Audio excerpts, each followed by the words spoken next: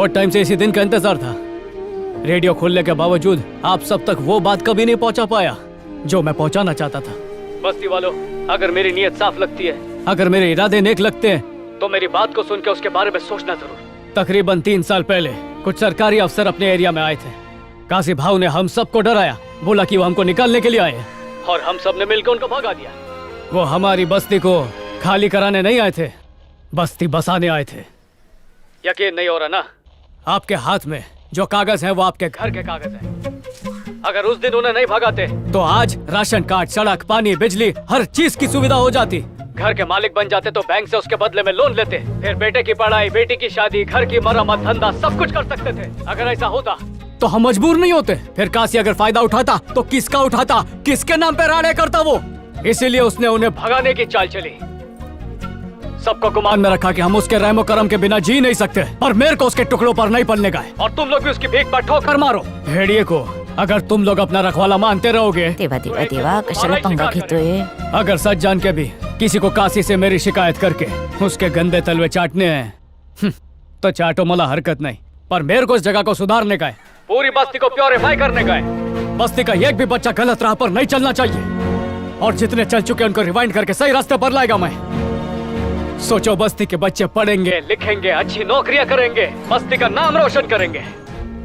अगर ना उम्मीदी के दलदल से निकलकर तुम लोग को मांगता है कि उम्मीद की करवट लो, तो आज रात आधे रात को अपना घर का बत्ती खुला रखने का। हालात के आगे खुद को बहुत दबा लिया रे। अब हालात को आस का चूल्हा पहना के खुद अपनी किस्मत बदलने का वक्त आ गया है। मैंने तो कफन बांध लिया है, तुम भी बांध लो।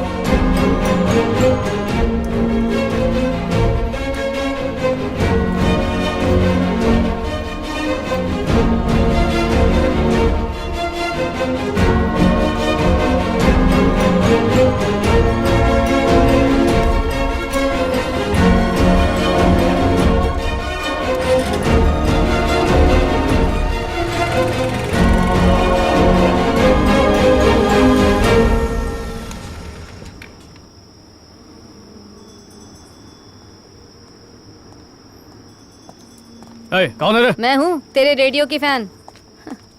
क्या हुआ? काशी के डर से तेरी हवा निकल गई?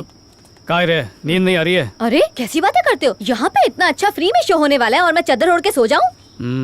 बस्ती की हालत तेरे को रियलिटी शो लग रही है। तेरे को क्या लगता है ये लोग आधी रात को तेरे लिए बत्ती जलाएंगे? यही तो उनकी परीक्षा है। मेरे को भी पता चल जाएगा कि सपोर्ट करते हैं कि नहीं। उन्होंने बत्तियां जलाई तो सबके लिए लड़ूंगा, और अगर नहीं जलाई तो मराठा अकेले लड़ेगा। अच्छा माइला, ये काशी किधर से आ गया?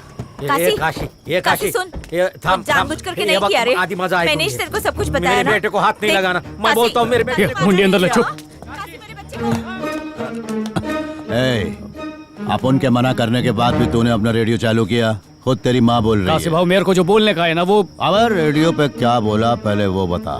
क्या बोला? नहीं बताया? नहीं बताया। काशी भाव, वो लाइव गैंग और मैंने सुनाया था तो तुमको बहुत राग आ गया था, बहुत नाराज हो गए थे ना। अब महाराज को नाराज करेगा तो अनाज कहाँ से खाएगा? तो मैं बस्ती वालों को बोला रात को सरप्राइज देने का, भाव को 12 बजे बत्ती जलाने का। अबे बत्ती जला के बर्थडे का सरप्राइज देते हैं क्या? अब वो मोमबत्ती पे थूकने का मतलब, फूकने का तो अंग्रेजों का स्टाइल है ना, तो मैं सोचा कुछ देसी स्टाइल में करते। बस्ती जगमगाएगी जरूर, पर बर्थडे शुरू होने पर नहीं, खत्म होने पे। फाड़ू आइडिया रे। ए, गाड़ी में कितना बजा रे? अजून 3 मिनट आए भाव। अगर बत्ती नहीं जली तो तेरे जीवन की बत्ती भाव तुम ही साहब, मैं कल बता देगा लोग ने बत्ती खोली कि नहीं।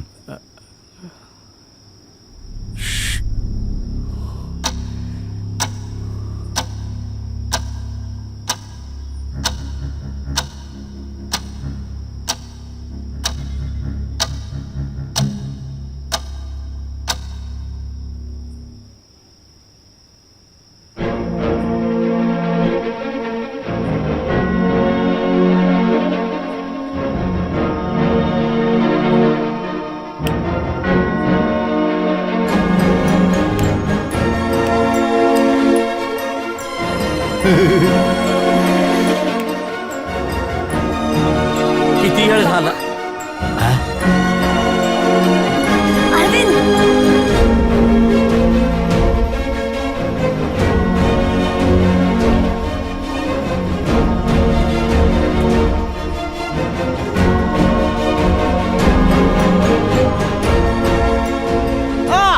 काशी काशी बाकी सब पासी।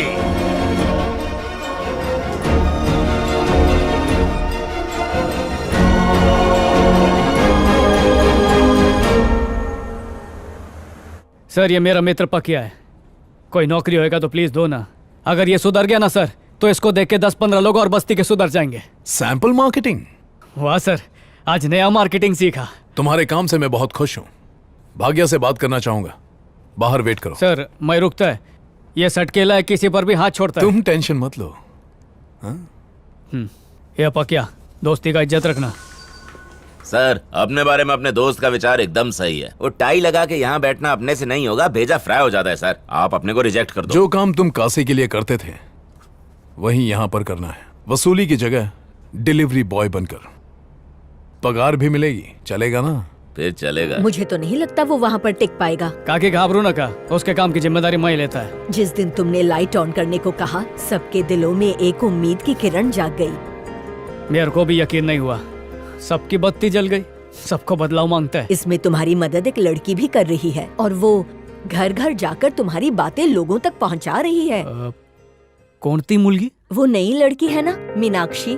उसी ने हम सबको बताया कि तुम अच्छे इंसान हो, अच्छा काम कर रहे हो और हमें लाइट ऑन करने को भी कहा। Hello hello lens Kumar. बोल भाई अरविंद। ये मीनाक्षी कैसे टक्कर? अरे मेरी ताई जी की बेटी है, मैं भाई हूँ उसका। इधर ट्राइपॉड चेक कर। कोई फायदा नहीं था, फिर भी बस्ती में मेरी इतनी मदद की बोल के पूछ रहा हूँ। मीनाक्षी है ही ऐसी, लोगों की मदद किए बिना उसको रात को चैन की नींद नहीं आती। पर मीडिया वाले उसको गलत काय को समझे थे। देख, उसने औरतों के हक के लिए लड़ने के लिए उस डॉक्यूमेंट्री में काम करने का फैसला किया था। सोसाइटी वाले उन लड़कियों के बारे में उल्टी सीधी बातें कर रहे थे। उन्हीं की मदद करने के लिए उसने वो टीवी शो किया था और टीवी वालों ने अपनी टीआरपी बढ़ाने के चक्कर में उसी की बलि चढ़ा दी। पहले मीडिया ने गलत समझ के उसको दुख पहुंचाया, बाद में मैंने दुख पहुंचाया। प्लीज बोलूंगा तो एक मदद करेगा? ये ले भाई, ये उन लड़कियों के नंबर हैं जिनकी वो मदद करना चाहती थी। ये लो, पहला नंबर डायल कर दिया। हेलो। हेलो, उस दिन आप वो रियलिटी शो में आई थी ना? हाँ। उसमें से हमने आपके हस्बैंड का नंबर निकाल लिया है। मैंने शो के लिए झूठ बोला था, मेरी अभी शादी ही नहीं हुई है सर। ये क्या बात कर रही हैं आप? वो शो मैं और नंदनी ने पैसे के लिए किया था। मागितला, उसमें से 2 तो फ्रॉड है। हेलो। नमस्कार, बैंकॉक में फ्री मसाज के लिए आप और आपके हस्बैंड सिलेक्ट हुए। मैसेज मिल गया ना? क्या? मेरा तो कब का तलाक हो चुका है और अब मैं अकेली रहती हूँ। बैंकॉक जाके क्या करूँगी? हट, फोन रख। मैडम फोन मत रखना, पति को छोड़ो, मेरे साथ चलो, मैं भाई, चलूंगा। सही है ना? घर के झगड़े के बारे में अनजान आदमी को फोन पे बता दिया तो हम दोनों उसके घर क्या चले। रे? वो एलकेजी से लेके बीकॉम तक सब बता देगी ना। मेरा पति जानवर था।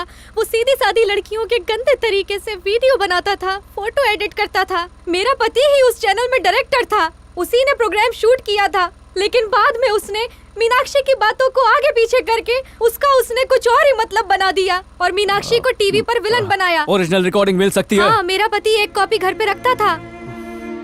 हमारे यहाँ स्त्री प्रधान समाज हुआ करता था, जिसका जिक्र किताबों में भी है। घर और समाज के फैसले औरतें खुद लिया करती थी, यहाँ तक कि हर रात अपने लिए नया साथी भी चुन सकती थी। क्या आप लोग चाहते हैं कि फिर से वही दौर आए? माना कि हमें कुछ भी करने की आजादी है, लेकिन हम गलत फायदा नहीं उठाते। हम अपनी आजादी की अहमियत जानते हैं और उसकी सीमाएं भी समझते हैं। जिससे हमारी और हमारे समाज की बदनामी हो, हम ऐसा कुछ नहीं करेंगे। हम उनकी इज्जत करते हैं जो नारी शक्ति के लिए संघर्ष करते हैं और उनका सम्मान करते हैं। ये है ओरिजिनल मीनाक्षी। ये सच्चाई सामने आनी चाहिए। हाँ बोलो। फेसबुक देखा क्या? नहीं तो क्यों? तो जाके देखना जरा। औरतों का गलत फायदा उठाना और उनका इस्तेमाल करना एक बहुत बड़ा गुनाह है। ये मत भूलो कि हमारे देश को आजाद कराने में औरतों ने एक बहुत बड़ी भूमिका निभाई है। पहले बात खत्म होने दो। चैनल ने अपनी टीआरपी बढ़ाने के लिए मीनाक्षी के ओरिजिनल वीडियो को एडिट किया था। मीनाक्षी ने समाज को कुछ और मैसेज दिया था, लेकिन चैनल ने उनकी बात। लेकिन मैंने ऐसा नहीं कहा, इन्होंने ऐसा किया है। मैं जो कहती हूँ मुझे याद रहता है। मेरे पति की तरफ से मैं माफी मांगती हूँ मीनाक्षी। सॉरी मीनाक्षी दीदी, आपकी हॉस्टल के नीचे आके बवाल किया हमने, इसलिए आपसे माफी मांगते हैं। आप में सच बोलने की हिम्मत है। Heads of you. देखा क्या? ये सब कैसे हुआ? ये सब अरविंद ने किया है। बोला कि सच सामने आना चाहिए और फिर अच्छी बात है ना। हेलो हेलो, मुझे लगता है वो तुम्हें पसंद करने लगा है।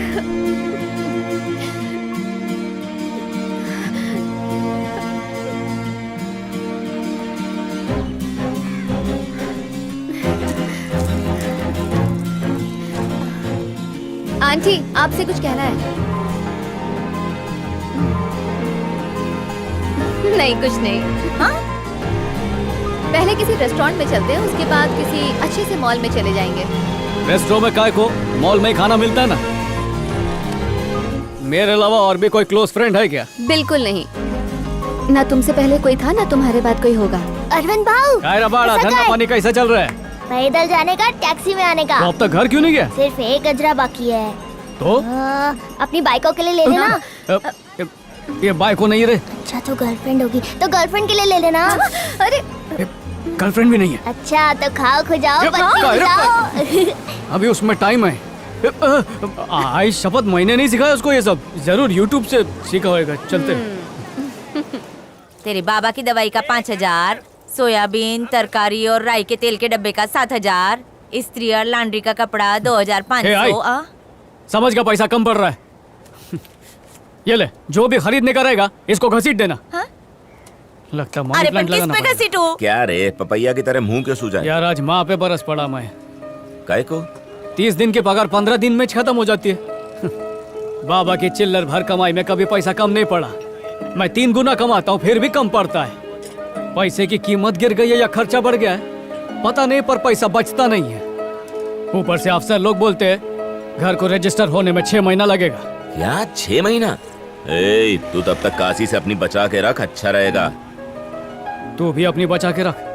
सुना है तेरी भी कुंडली निकालने में लगा हुआ है वो। तूने रफीक साहब का गाना सुना है? आ देखें जरा किसमें कितना है दम। अरे जो होगा देख लेंगे यार। अच्छा हाँ मैडम,